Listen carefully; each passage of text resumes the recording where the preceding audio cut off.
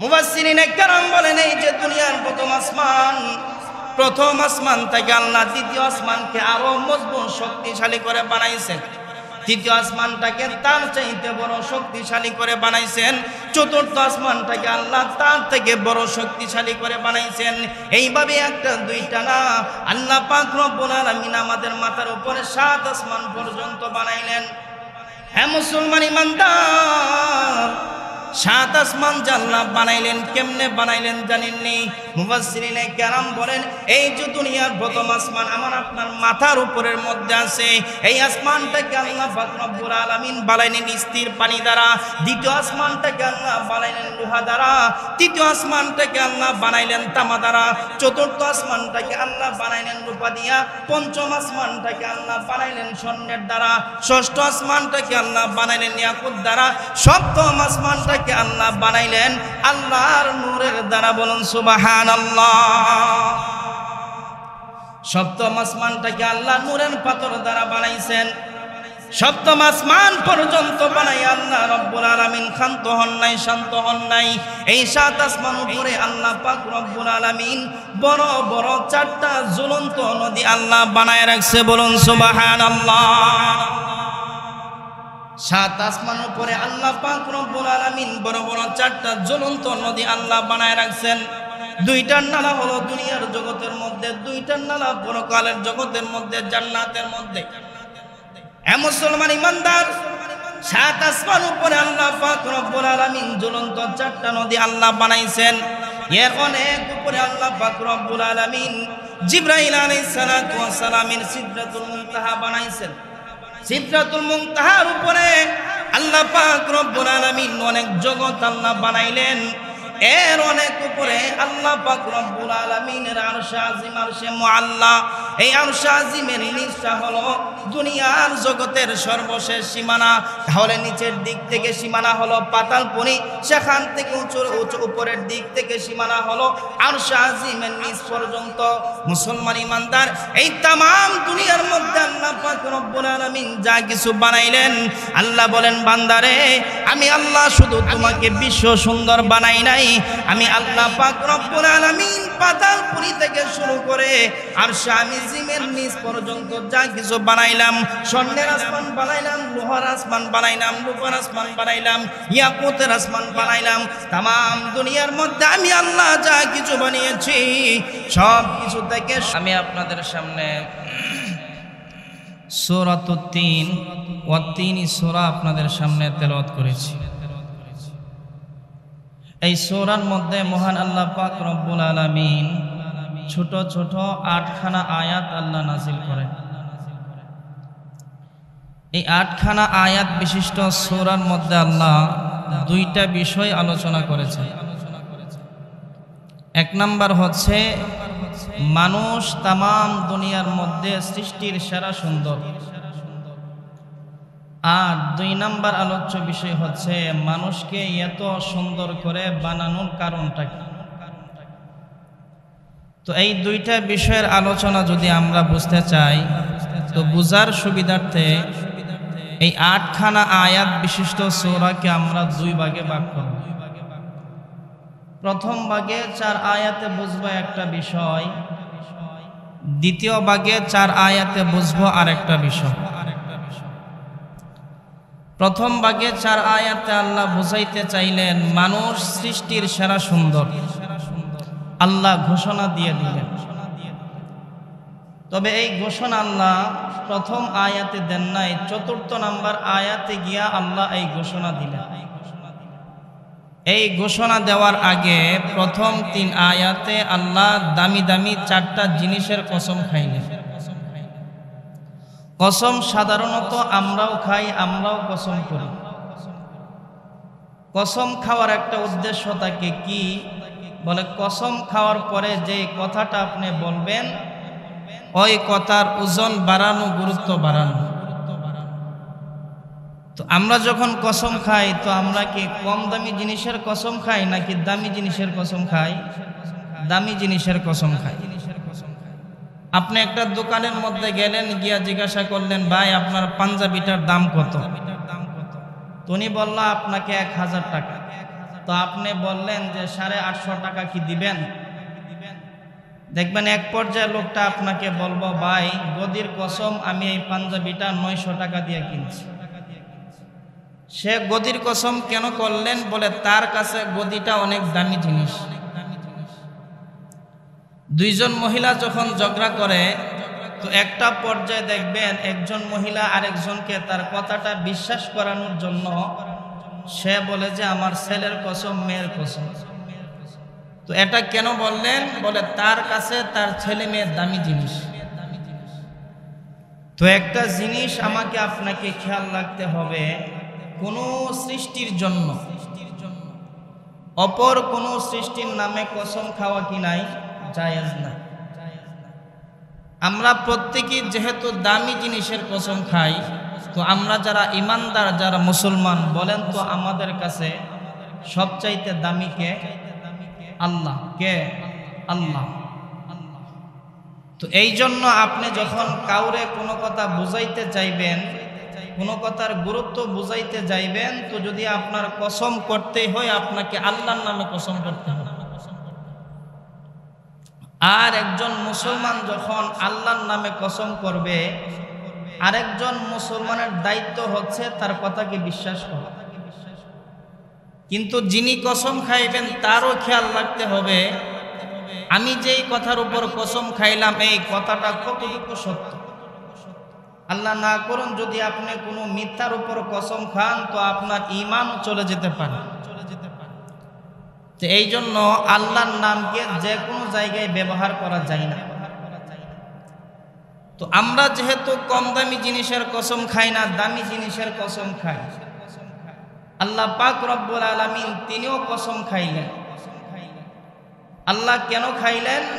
বলে কসম খাওয়ার পরে যে কথাটা আল্লাহ বলবেন, এই কথার ওজন বাড়ানো, গুরুত্ব বাড়ানো। কথাটা বললেন আল্লাহ কি? আল্লাহ কোরআনে বলেন, والتين والزيتون وطور سينين وهذا البلد الأمين لقد خلقنا الإنسان في أحسن تقويم।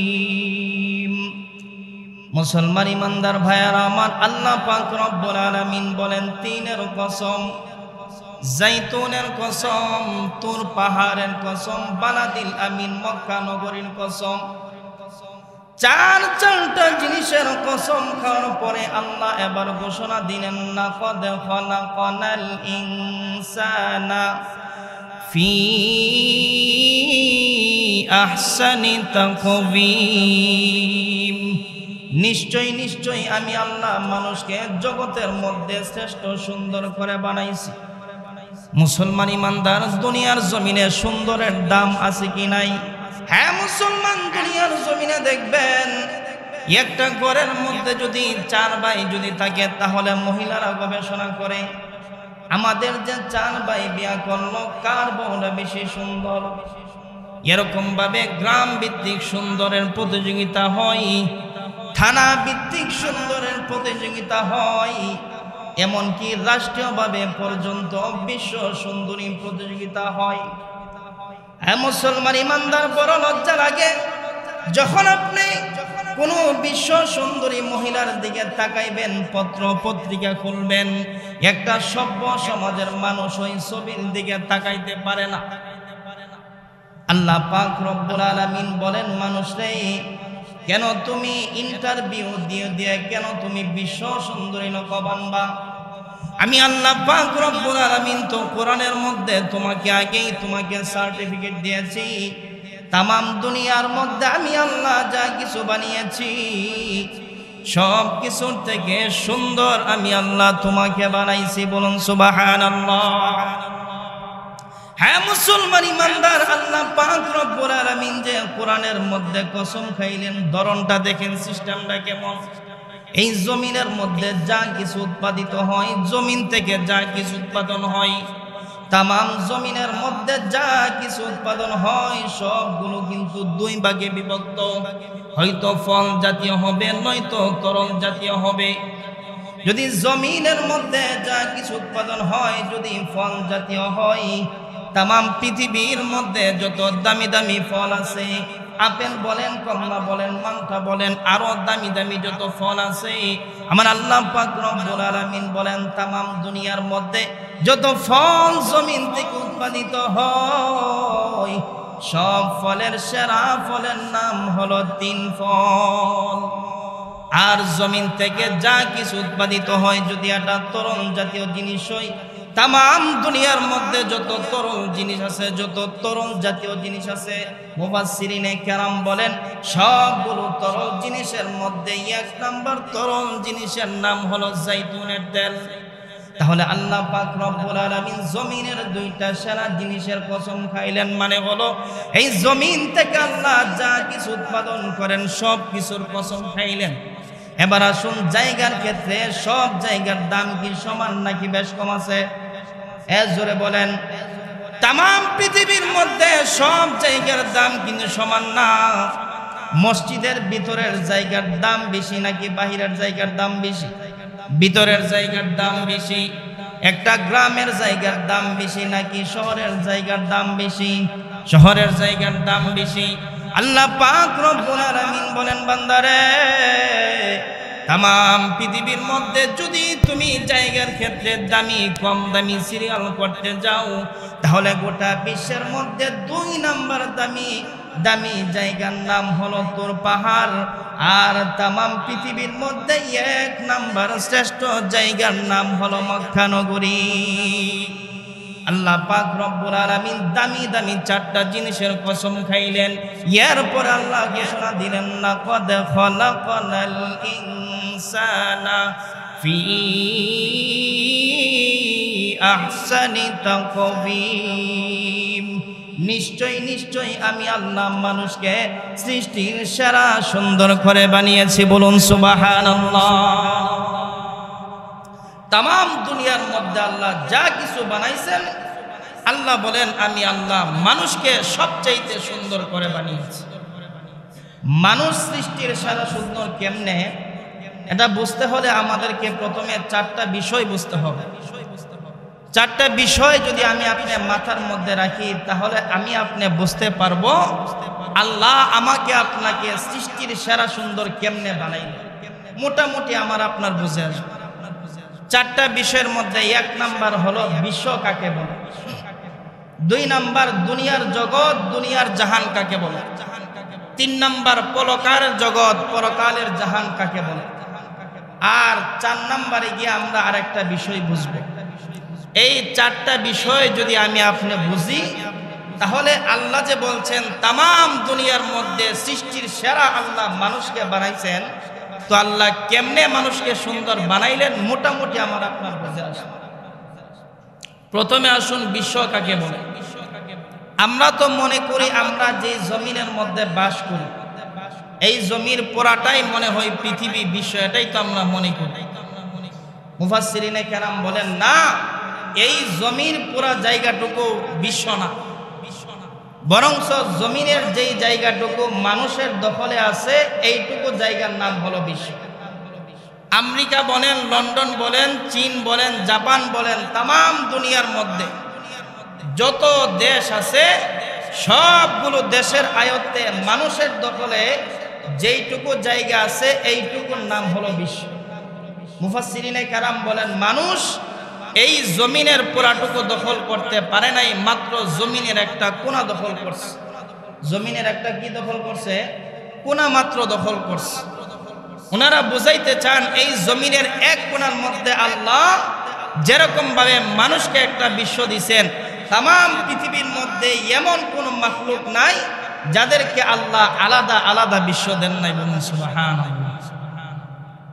মুফাসসিরিনে কেরাম এই আয়াত দিয়ে দলিল দিতে গিয়া তারা বলেন পয়গম্বর সুলাইমান আলাইহিস সালাতু ওয়াস সালামকে আল্লাহ একটা প্লেন দান করেছিলেন। এই প্লেনটার আলাদা বিশেষ কিছু বৈশিষ্ট্য ছিল। দুনিয়ার জমিনের একটা প্লেন যখন আপনি আকাশের মধ্যে উড়াবেন, তার কমপক্ষে অবশ্যই 2টা ইঞ্জিনের দরকার লাগবে। এই প্লেনটাকে আকাশের মধ্যে চালানোর জন্য একজন ভালো মানের পাইলটের দরকার আছে কি নাই? জোরে বলেন আছে কি নাই? মুসলমান ইমানদার, এই প্লেনটাকে যদি আপনি জমিনের মধ্যে ল্যান্ড করাইতে চান, যোগ্য একটা এয়ারপোর্টের দরকার আছে। কিন্তু আল্লাহ পাক রব্বুল আলামিন পয়গম্বর সুলাইমান আলাইহিস সালাতু ওয়াস সালামকে যে প্লেনটা দান করেছিলেন, মুফাসসিরিনে কেরাম বলেন এই প্লেনটাকে চলার জন্য কোনো মেশিন ইঞ্জিনের দরকার নাই, কোনো পাইলটের দরকার নাই, জমিনের মধ্যে ল্যান্ড করার জন্য কোনো এয়ারপোর্টের দরকার নাই। পয়গম্বর সুলাইমান উনি যখন ওই প্লেনের মধ্যে সওয়ার হইয়া যখন বাতাসকে হুকুম করতেন, ওই বাতাস পয়গম্বর সুলাইমান আলাইহিস সালাতু ওয়াস সালামকে ঠেলাইয়া ঠেলাইয়া এত দ্রুত গতিতে নিয়ে যাইতেন। আল্লাহ পাক রব্বুল আলামিন কোরআনের মধ্যে এই কথাটাকে কোট করেছেন, গুদুহা শাহরু ওয়া রাওয়াহুহা শাহর। পয়গম্বর সুলাইমান আলাইহিস সালাতু ওয়াস সালামকে আল্লাহ যে প্লেনটা দান করেছিলেন তার গতি কেমন ছিল জানেননি? সকাল বেলায় 1 মাসের রাস্তা, বিকাল বেলায় 1 মাসের রাস্তা। এত দ্রুত গতিতে পয়গম্বর সুলাইমান আলাইহিস সালাতু ওয়াস সালাম যখন প্লেনের মধ্যে আরোহণ করে উনি ওনার বিশাল বাহিনী নিয়ে যখন সামনের দিকে রওনা হলেন, এমন একটা রাজ্যের মধ্যে চলে গেলেন যেখানে কোনো মানুষের বসবাস নাই, শুধু পিপিলিকার বসবাস। কোরআনের মধ্যে আল্লাহ সূরা নামলের মধ্যে এই কথাটাকে আল্লাহ তুলে ধরেছেন, হাত্তা ইযা আতাউ আলা ওয়াদিন নাম। পয়গম্বর সুলাইমান আলাইহিস সালাতু ওয়াস সালাম এমন একটা রাজ্যের মধ্যে চলে গেলেন যেই রাজ্যের মধ্যে কোনো মানুষের বসবাস নাই, শুধু পিপিলিকার বসবাস। মুফাসসিরিনে কেরাম এখান থেকে বলেন আল্লাহ পাক রব্বুল আলামিন যেইভাবে জমিনের এক কোণার মধ্যে মানুষকে একটা বিশ্ব দিয়েছেন, আরেক কোণার মধ্যে আল্লাহ পিঁপড়ারে আরেকটা বিশ্ব দিয়েছেন, আরেক কোণার মধ্যে আল্লাহ গরুকে আরেকটা বিশ্ব দিয়েছেন, মানুষ দেখে না। তামাম পৃথিবীর মধ্যে আল্লাহ পাক রব্বুল আলামিন এমন কোনো মাখলুক নাই যাদেরকে আমার আল্লাহ আলাদা আলাদা বিশ্ব দান করেন নাই। মানুষ এটা মাপামাপি করবে দূরের কথা, কোনোদিন চিন্তাও করতে পারে নাই। বলুন সুবহানাল্লাহ। মুসলমান ইমানদার তাহলে বসে থাকলে বলুন, বিশ্ব কি জমিনের পুরাটা নাকি জমিনের একটা কোণা? জোরে বলেন, জমিনের একটা কোণার নাম হলো বিশ্ব। এবার আসুন 2 নাম্বার, দুনিয়ার জগৎ, দুনিয়ার জাহান কাকে বলে?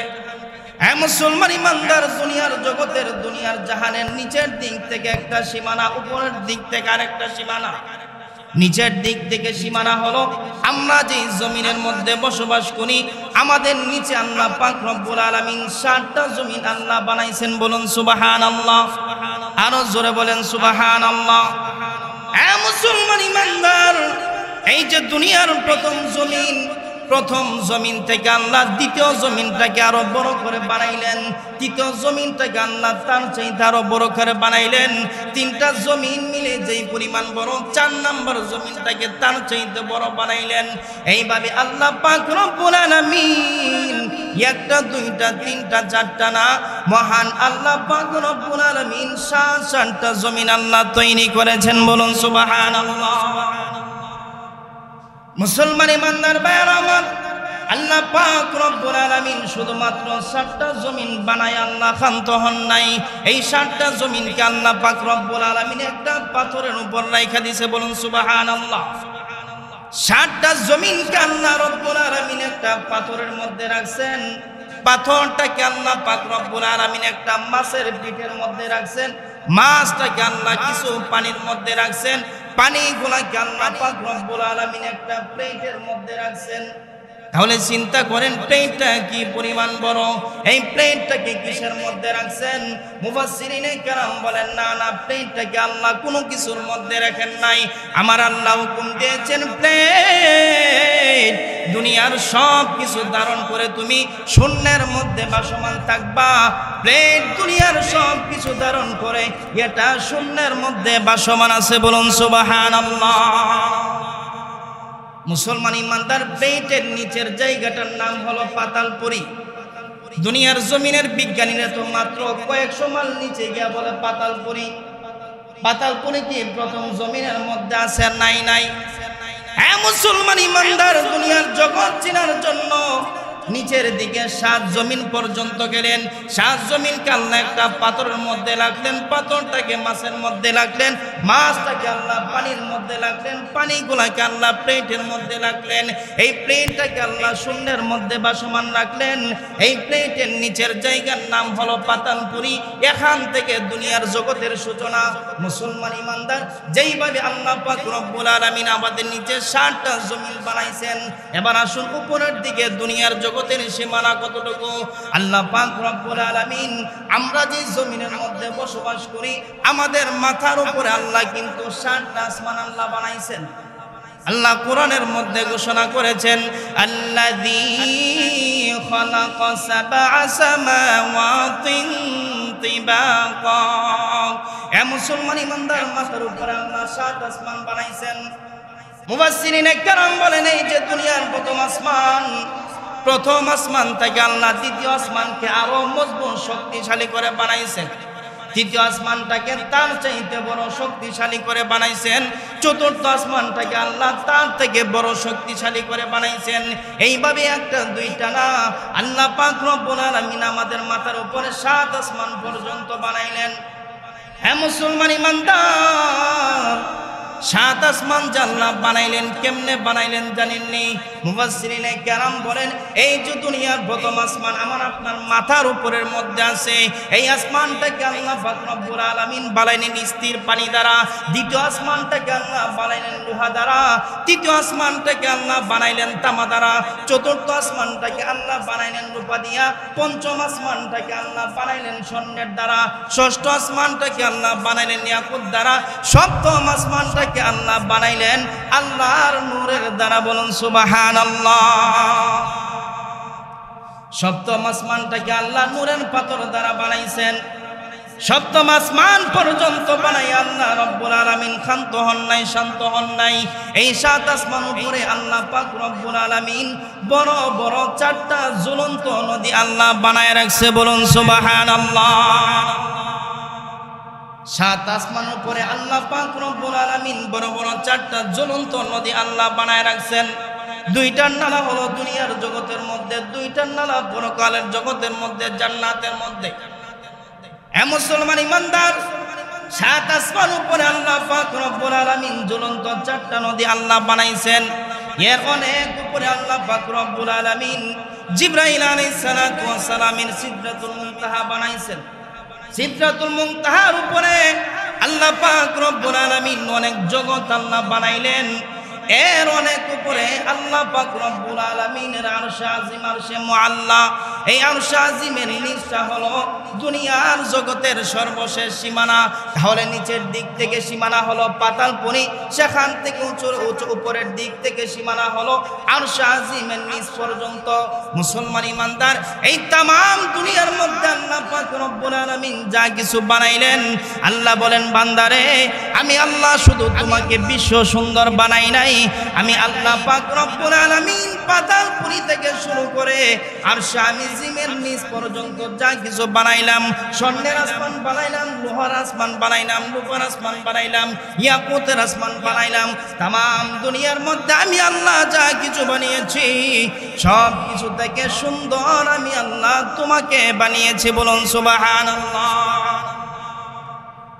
এবার বুঝে থাকলে বলুন, বিশ্ব বড় নাকি দুনিয়ার জগৎ বড়? সবাই বলেন দুনিয়ার জগৎ বড়। 3 নাম্বার, যদি আমরা আল্লাহ পাক আমাদেরকে কিভাবে সুন্দর বানাইলেন এটা যদি আমরা বুঝতে চাই, আরেকটা বিষয় আমাদেরকে বুঝতে হবে, পরকালের জগৎ কাকে বলে। মুফাসসিরিনে কেরাম বলেন, বিশ্ব আর দুনিয়ার জগতের মধ্যে যেই পরিমাণ ব্যবধান, যেই পরিমাণ পার্থক্য, দুনিয়ার জগৎ আর পরকালের জগতের মধ্যে সেই পরিমাণ পার্থক্য। তাহলে আমরা বিশ্ব চিনলাম, দুনিয়ার জগৎ চিনলাম, পরকালের জগৎ চিনলাম। 4 নম্বরে গিয়ে আমাদেরকে আরেকটা বুঝতে হবে, আরেকটা বিষয় আমাদেরকে বুঝতে হবে। আল্লাহ পাক যে আমাদেরকে বলেছেন সৃষ্টির সেরা সুন্দর আল্লাহ বানাইলেন। আল্লাহ আসমান বানাইলেন স্বর্ণ দিয়া, কোনোটাকে বানাইলেন রূপা দিয়া, কোন আসমানকে আল্লাহ বানাইলেন ইয়াকুত পাথর দিয়া, কিন্তু মানুষটিকে আল্লাহ স্বর্ণ দিয়া বানাইছে। আরে জোরে বলেন না, কি দিয়ে বানাইছে? মাটি দিয়া। মাটি দিয়ে বানাইয়া আল্লাহ ঘোষণা দিয়েছেন তাম দুনিয়ার মধ্যে যা কিছু আমি আল্লাহ বানাইলাম তোমাদেরকে সব থেকে সুন্দর করে বানাইলাম। এই জিনিসটা বুঝতে হলে আমাদেরকে আরেকটা বিষয় বুঝতে হবে। আল্লাহ পাক রব্বুল আলামিন বলেন লাকাদ খালাকানাল ইনসানা ফি আহসানি তাকবীম। মুসলমান ইমানদার বায়ান আমার, এই তামাম পৃথিবীর মধ্যে আল্লাহ যা কিছু বানাইছেন সবার আগে কিন্তু তার ফরমা বানাইছেন। ফরমা বুঝেননি? ফরমা ইট বানানোর আগে কিন্তু এটার একটা ফরমা বানানো হয়, নকশা বানানো হয়। মুসলমান ইমানদার, দুনিয়ার জগতের মধ্যে আমি আপনার দুই চোখে যা কিছু দেখি আর না দেখি, আল্লাহ পাক রব্বুল আলামিন কিন্তু তার আগে তার নকশা ফরমাটা বানাইছে। আপনি একটা ফার্নিচারের দোকানের মধ্যে গেলেন, গিয়া বললেন ভাই একটা সুন্দর দেখে একটা সোফা সেট বানাবো, বলবো যে আপনি কোন ডিজাইনের বানাইবেন, মুখে তো বলতে পারবেন না, আপনার কাছে একটা বই ধরে দিবে, এখান থেকে আপনি ক্যাটালগ পছন্দ করেন। আল্লাহ পাক রব্বুল আলামিন তামাম দুনিয়ার মধ্যে যত মাখলুক আল্লাহ বানাইলেন এর আগে কিন্তু আল্লাহ তার ফরমাটা বানাইছেন। আসমান বানাইলেন, আসমানের আগে আল্লাহ আসমানের ফরমাটা বানাইছেন। জমিন বানাইছেন, জমিনের আগে আল্লাহ তার ফরমা বানাইছেন। চাঁদ বানাইছেন, চাঁদের আগে আল্লাহ তার ফরমাটা বানাইছেন। এখন বলবেন হুজুর, আল্লাহ যে আমাদের মানুষকে বানাইলেন, আমাদের ফরমাটা আল্লাহ কোথায় বানাইছেন জানেননি? আল্লাহ পাক রব্বুল আলামিন সূরা জুমারের মধ্যে আল্লাহ ঘোষণা দেন ইয়াখলুকুকুম ফি বুতুনি উম্মাহাতিকুম খালকাম মিন বা'দি খালকিন ফি যুলুমাতিন সালাস। আল্লাহ পাক রব্বুল আলামিন বলেন বান্দারে, তামাম দুনিয়ার মধ্যে আমি আল্লাহ যা কিছু বানাইলাম, যা কিছু সৃষ্টি করলাম, সবার আগে আমি আল্লাহ তার ফরমা তার নকশাটা বানাইলাম। বান্দারে, আমি আল্লাহ যে মানুষ বানাইলাম, মানুষের আগেও কিন্তু আমি তার ফরমাটা বানাইলাম। আমাদের ফরমাটা আল্লাহ কোথায় বানাইছেন? আল্লাহ বলেন বান্দা, তোমাদের ফরমাটা আমি আল্লাহ কোথায় বানাইছি জানোনি? আমি আল্লাহ পাক রব্বুল আলামিন একটা সুরক্ষিত জায়গার মধ্যে তোমাদের মায়ের পেটের ভিতরে, তিনটা অন্ধকারের ভিতরে আমি আল্লাহ তোমাদের ফরমা বানিয়েছি। বলুন সুবহানাল্লাহ। ইমানদার ভাইরা আমার, দুনিয়ার জমিনে মানুষ যখন অন্ধকারের ভিতরে কোনো জিনিস বানায়, এটা কি সুন্দর হয় নাকি বিশ্রী হয়? জোরে বলেন কি হয়? আল্লাহ পাক রব্বুল আলামিনের কাছে মানুষ প্রশ্ন করেন, আল্লাহ মানুষকে বানাইলেন মাটি দিয়ে, আবার বানাইলেন অন্ধকারের ভিতরে। আসমান বানাইছেন আপনি স্বর্ণ দিয়া, কোন আসমানকে বানাইলেন ইয়াকুত পাথর দিয়া, কোন আসমানকে বানাইলেন নূরের পাথর দিয়া, কিন্তু আমাদেরকে তো আপনি বানাইলেন শুধুমাত্র মাটি দিয়া, আবার বানাইলেন মায়ের পেটের তিনটা অন্ধকারের ভিতরে। তাহলে আপনি আমাদেরকে কেমনে সুন্দর ঘোষণা দিলেন বুঝে আসে না। আল্লাহ পাক রব্বুল আলামিন বলেন বান্দারে, কেন তোমার বুঝে আসে না? আমি আল্লাহ আসমান যদিও স্বর্ণ দিয়া বানাইছি, কোন আসমানকে আমি আল্লাহ রূপা দ্বারা বানাইছি। বান্দারে, আসমান যদিও আমি আল্লাহ স্বর্ণ দিয়া বানায়া থাকি, কিন্তু তুমি মাটির মানুষের মধ্যে এমন একটা জিনিস দান করেছি, যেই জিনিস আমি আল্লাহ স্বর্ণের আসমানের মধ্যে দেই নাই। বলুন সুবহানাল্লাহ। লাহু সাজিদিন। আরে বান্দা, আমি আল্লাহ তোমার ভিতরে আমার রূহ আমি আল্লাহ তোমার ভিতরে দান করেছি। আরে বান্দা, তামাম দুনিয়ার মধ্যে যত সুন্দর সুন্দর আসমান দেখো, আমি আল্লাহ স্বর্ণ দিয়া বানাইছি, কিন্তু আসমানের ভিতরে আমি আল্লাহ রূহ দান করি নাই। তোমাদেরকে মাটি দ্বারা বানাইলে কি হবে? আমি আল্লাহ তোমাদের ভিতরে তো আমার রূহ দান করেছি। এই রূহ দেওয়ার কারণে তামাম জমিনের মধ্যে আসমান, সূর্য, চন্দ্র যা কিছু আছে সব থেকে সুন্দর আমি আল্লাহ তোমাকে বানাইছি। জোরে কন্যা সুবহানাল্লাহ। মুসলমান ইমানদার ভাইয়ার আমার, মুফাসসিরিন কেরাম এখান থেকে প্রশ্ন শুরু করেন, তামাম দুনিয়ার মধ্যে আল্লাহ যত কিছু বানাইলেন, যাদেরকে আল্লাহ প্রাণ দেন নাই তাদের থেকে আল্লাহ মানুষকে সুন্দর বানাইছেন রূহের কারণে। রুহুর কারণে যদি আল্লাহ মানুষকে শ্রেষ্ঠত্ব দিয়ে থাকেন, সুন্দর বানায় থাকেন, তাহলে রুহু কিন্তু আমাদের মতো অন্য অন্য প্রাণীদেরও আছে কি নাই? জোরে বলেন আছে কি নাই? অন্য অন্য প্রাণীদেরও কিন্তু রুহ আছে। তাহলে আল্লাহ কেমনে আমাদেরকে সুন্দর ঘোষণা করলেন? আল্লাহ পাক রব্বুল আলামিন বলেন, বান্দা কেন তুমি বুঝতে চাও না? আমি আল্লাহ যদি অন্য অন্য প্রাণীদেরকে তোমাদের মতো রুহ দান করেছি, কিন্তু তোমার অঙ্গগুলা এত সুন্দর করে বানাইছি, অন্য কোনো প্রাণীর অঙ্গকে তোমার মতো সুন্দর করে আমি আল্লাহ বানাই নাই। মুসলমান ইমানদার দেখবেন, মানুষ যদি তাই তাহলে পিছনের দিকে বাঁকা হইতে পারে কিনা? জোরে বলেন পারে কিনা? পারে। কিন্তু মানুষ সারা পৃথিবীর মধ্যে যত প্রাণী আছে, কোন প্রাণী কি পিছনের দিকে বাঁকা হইতে পারে? জোরে বলেন না পারে। আল্লাহ পাক রব্বুল আলামিন বলেন, বান্দারে তামাম পৃথিবীর মধ্যে আমি আল্লাহ যত প্রাণী সৃষ্টি করেছি, যাদের ভিতরে রূহ আছে, তারা যদি কোনো খাবার খাইতে হয়, তাদের মাথাকে একবারে খাবার পর্যন্ত নিচু নিতে হয়, নোয়াইতে হয়। কিন্তু আমি আল্লাহ তোমার অঙ্গগুলাকে এত সুন্দর করে বানিয়েছি, তুমি যদি খানা খাও তোমার মাথাকে নিচু করতে হয় না, তোমার মুখ পর্যন্ত আমি আল্লাহ খাবার পৌঁছানোর ব্যবস্থা করে দেই। বলুন সুবহানাল্লাহ। মুসলমান ইমানদার, আল্লাহ পাক রব্বুল আলামিন আমাদেরকে যেইভাবে অঙ্গ দিয়েছেন অন্য অন্য প্রাণীদেরকে দিয়েছেন, কিন্তু আমাদের অঙ্গের মধ্যে আল্লাহ এমন কিছু গুণাবলী, এমন কিছু শক্তি দিলেন, যেই গুণাবলী আল্লাহ অন্য কোনো প্রাণীর মধ্যে দেন নাই। যেমন মনে করেন আমাদেরকে আল্লাহ যে অঙ্গ দিলেন, একটা অঙ্গের নাম হলো জিহ্বা। বলেন কি? জিহ্বা। এই জিহ্বার মধ্যে আল্লাহ পাক রব্বুল আলামিন বিশেষ একটা গুণ দিয়েছেন। তামাম পৃথিবীর মধ্যে আল্লাহ যত প্রাণী সৃষ্টি করেছেন, প্রত্যেকটা প্রাণীর জিহ্বার মধ্যে আল্লাহ জন্মগত একটা শক্তি দিয়েছেন। মুফাসসিরিনে কেরাম বলেন এটার নাম হলো কুওয়াতে যায়েকা, স্বাদ নেওয়ার শক্তি। এটা ভালো না খারাপ এই মজাটা নেওয়ার শক্তি আল্লাহ প্রত্যেকটা প্রাণীর জিহ্বার মধ্যে জন্মগতভাবে দিয়েছেন।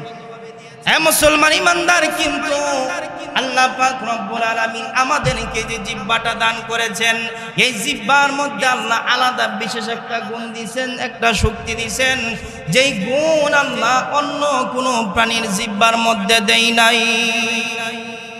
আমাদেরকে আল্লাহ জিহ্বার মধ্যে এমন একটা শক্তি দিয়েছে, যেই শক্তি আল্লাহ অন্য কোনো প্রাণীর জিহ্বার মধ্যে দেন। কি শক্তি? বলে আমার আপনার জিহ্বা আছে, অন্য অন্য প্রাণীদেরও জিহ্বা আছে, কিন্তু আমি আপনি জিহ্বা দিয়ে কথা বলতে পারি, অন্য অন্য প্রাণী কথা বলতে পারে। আল্লাহ কোরআনের মধ্যে বলেন, আর রহমানু আল্লামাল কুরআনা খালাকাল ইনসানা আল্লামাহুল বায়ান। বান্দারে আমি আল্লাহ তামাম দুনিয়ার মধ্যে যা কিছু বানাইলাম, যত প্রাণী আমি আল্লাহ বানিয়েছি, কোন প্রাণীর জিহ্বার মধ্যে আমি আল্লাহ কথা বলার শক্তি দেই নাই। শুধুমাত্র তোমার জিহ্বার মধ্যে আমি আল্লাহ কথা বলার শক্তি দিয়েছি। এই জন্য বান্দা, তামাম দুনিয়ার মধ্যে আমি আল্লাহ যা কিছু বানাইছি, আমি আল্লাহ ঘোষণা দিলাম সব কিছুর থেকে সুন্দর আমি আল্লাহ মানুষকে বানিয়েছি। বলুন সুবহানাল্লাহ। তামাম দুনিয়ার মধ্যে আল্লাহ যা কিছু বানাইলেন, সব কিছুর থেকে সুন্দর আল্লাহ মানুষকে বানাইলেন। মুহতারাম হাজিরিন, 2 নাম্বার বিষয় বলছিলাম, অল্প সময়ে শেষ করে দিব। 2 নাম্বার আরেকটা বিষয় আল্লাহ পরের 4 আয়াতে আলোচনা করেন। আল্লাহ পাক রব্বুল আলামিন যে এত কিছু জমিনের মধ্যে বানাইলেন, আমাদেরকে এত সুন্দর করে বানানোর কারণটা কি? আল্লাহ কোরআনের মধ্যে বলেন, সুম্মা রাদাদনাহু আসফালা সাফিলিন। আরে বান্দা, আমি আল্লাহ পাক রব্বুল আলামিন তামাম দুনিয়ার মধ্যে সব থেকে সুন্দর আমি আল্লাহ তোমাকে বানাইছি। আরে বান্দা, আমি আল্লাহ যেই মানুষটাকে জগতের সুন্দর করে বানাইছি, অতঃপর এই মানুষটাকে এত নিচে নিয়ে যাব, নিচ থেকে নিচে, নিচ থেকে নিচে নিয়ে যাব, তার অবস্থাটা আমি আল্লাহ পরিবর্তন করে দিব। মুসলমান ইমানদার ভালো করে বুঝেন, দেখবেন দুনিয়ার জমিনে যখন একটা সন্তান ভূমিষ্ঠ হয়, ভূমিষ্ঠ হওয়ার পরে যদি 40 দিন পার হয় তার সৌন্দর্য কমে না বাড়ে? আরে জোরে বলেন না, কমে না বাড়ে? বাড়ে। মানুষের একটা সময় এমন থাকে যত দিন যায় তার সৌন্দর্য তো বাড়তে থাকে বাড়তে থাকে। আবার একটা সময় মানুষের এমন থাকে যেই সময়টার মধ্যে মানুষের সৌন্দর্য কিছুদিন স্থির থাকে। আবার এই মানুষটা যখন বুড়া হয়ে যায় তার হায়াতের মধ্যে এমন একটা সময় আসে, দিন যত যায় আল্লাহ তার চেহারাকে তত বিশ্রী করেন। আল্লাহ এই পরিবর্তনটা কেন করলেন? আল্লাহ কি চাইলে পারতেন না আমাদেরকে একটা জায়গার মধ্যে স্থির রেখে দুনিয়া থেকে বিদায় দিতে? পারতেন কিনা? আল্লাহ পাক রব্বুল আলামিন বলেন, বান্দারে আমি আল্লাহ চাইলে পারতাম তোমাকে একটা জায়গার মধ্যে স্থির রেখে দুনিয়া থেকে বিদায় নিতে, কিন্তু তোমার যে অবস্থার পরিবর্তন এটা আমি আল্লাহ কেন করলাম? বান্দারে আমি আল্লাহ তোমার সামনে একটা চাক্ষুষ বিষয় আমি আল্লাহ প্রমাণ স্বরূপ রেখে দিলাম। আমি আল্লাহ যেই মানুষটাকে জগতের সেরা ঘোষণা করতে পারি রে বান্দা, আমি আল্লাহ চাইলে সেই মানুষটাকে আবার নিচ থেকে নিচেও নামাইতে পারি রে বান্দা।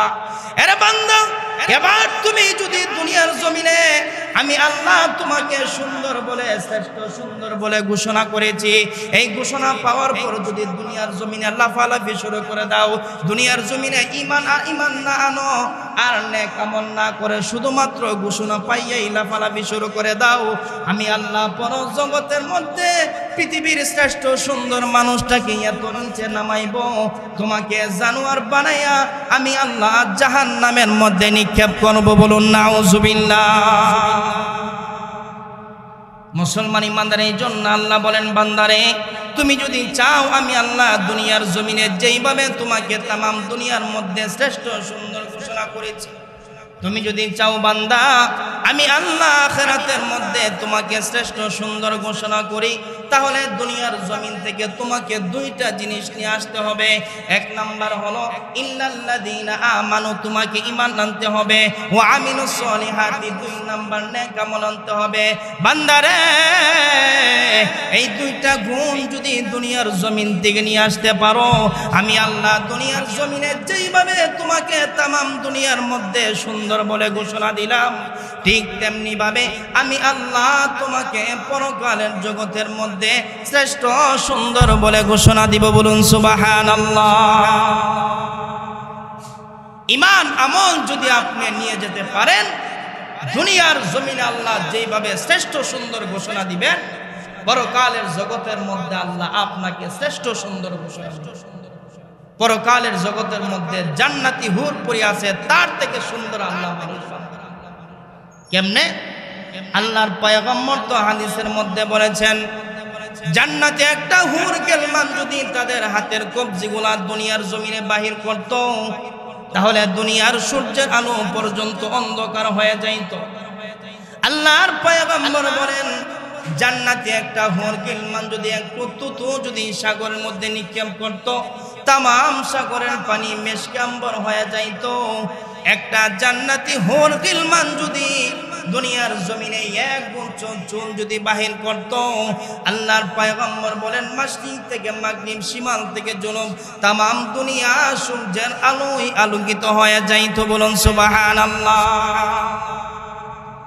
আল্লাহ বলেন, তুমি যদি দুনিয়ার জগতের মধ্যে ঈমান আর আমল দুইটা নিয়ে যদি পরকালের জগতের মধ্যে আসতে পারো, আমি আল্লাহ দুনিয়ার জগতের মধ্যে তোমাকে যেইভাবে শ্রেষ্ঠ সুন্দর আমি আল্লাহ ঘোষণা করেছি, পরকালের জগতের মধ্যে আমি আল্লাহ শ্রেষ্ঠ সুন্দর তোমাকে ঘোষণা করব। বলি সুবহানাল্লাহ।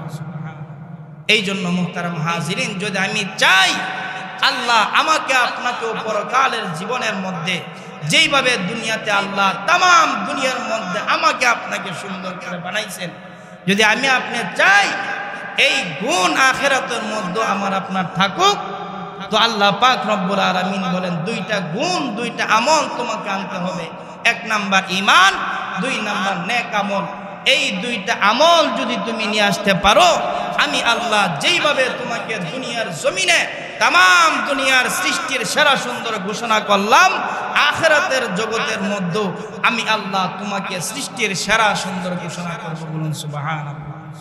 আল্লাহ পাক রব্বুল আলামিন আমাদের সবাইকে যা কিছু বলা হলো ঈমান এবং সঠিক আমল নিয়ে আল্লাহ আমাদেরকে কবরে যাওয়ার তৌফিক দান করুন।